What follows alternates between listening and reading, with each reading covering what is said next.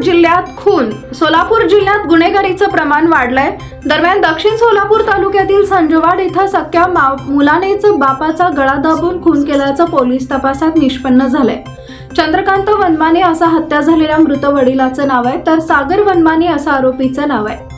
या हत्येप्रकरणी आरोपीला मंद्रुप पोलिसांनी अटक केली आहे.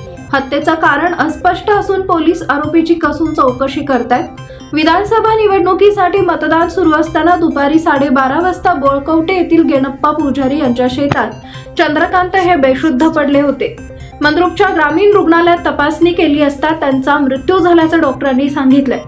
मृताच्या गळ्यावरील 3 ठिकाणी त्वचा निघाली होती.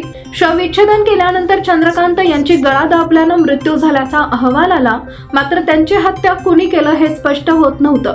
त्यामुळे मंद्रुप पोलिसांनी चंद्रकांत यांचा अज्ञातानं गळा दाबून खून केल्याचा गुन्हा दाखल केला होता.